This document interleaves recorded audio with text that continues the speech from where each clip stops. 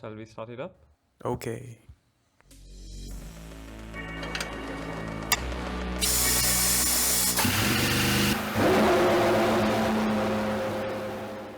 Hi, welcome back to another episode on RacePod. So today we are going to talk about the Turkish Grand Prix. But before we speak about this weekend's Grand Prix, let's talk about the previous two races. First of all, Monza. At Monza, we were able to see Ricciardo coming first, followed by Norris and then Bottas. And at the podium ceremony, we were able to see the legendary Shui of Ricciardo after a very long time. Then talking about the Russian Grand Prix, which we couldn't do a RacePod video for. We are sorry about that, but it was an unavoidable circumstance. Talking about the Sochi Grand Prix, the Russian Grand Prix, Hamilton came first and Max Verstappen came second, while Carlos Sainz came third. What happened was Lando Norris was on pole, but towards the last part of the race, it started raining and Lando Norris refused to switch to wet tires and he was running on slicks. While Lewis Hamilton quickly pitted and got his wet tires on.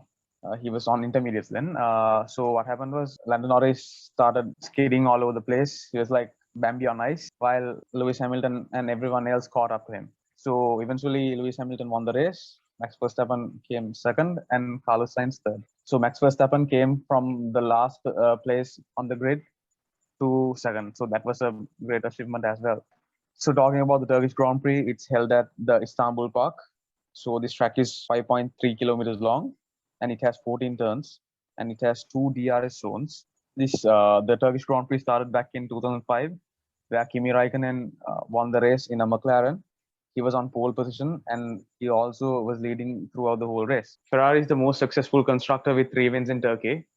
Also, Felipe Massa has the most wins in Turkey, and that is also for Ferrari.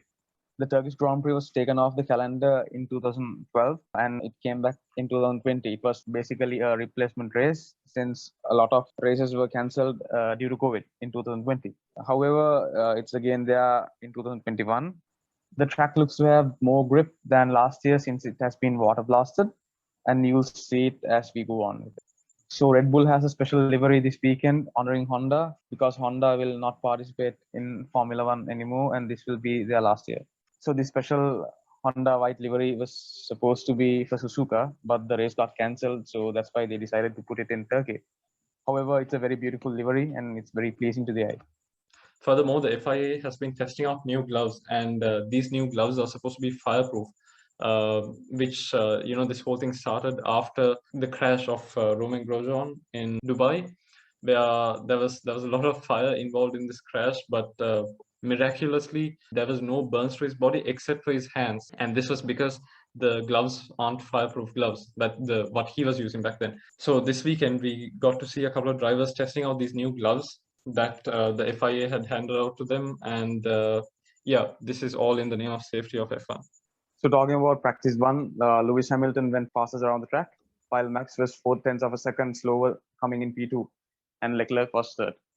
So in FP2, we saw Hamilton and Verstappen going out first and putting in their time lapse.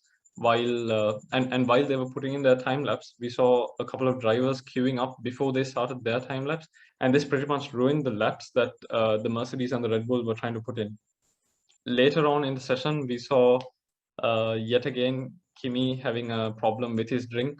So he didn't have the drink for the rest of the FP2 session, and supposedly this drink was leaking into his boots, and anyway, we saw Hamilton putting in the fastest lap of FP2, followed by Leclerc and then Bottas. Perez came in fourth, followed by Verstappen behind him. Starting off with P3, it was a wet start, with drivers coming in on full wets.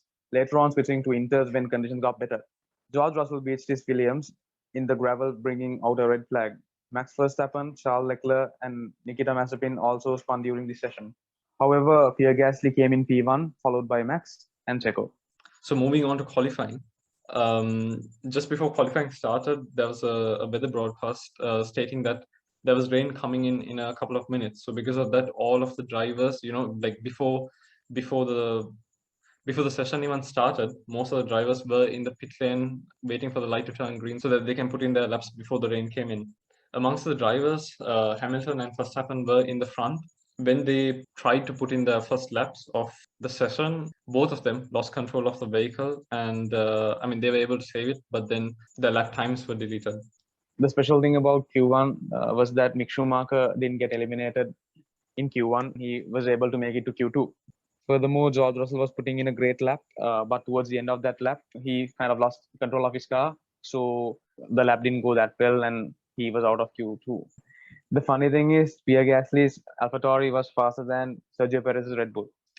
During qualifying, we were able to see Hamilton putting in the fastest lap of Q1, the fastest lap of Q2, and then in Q3, he went on to put in the fastest lap, but it was not only the fastest lap, it was a new track record at 1 minute 22.8 seconds. Bottas came in second, followed by Max in third.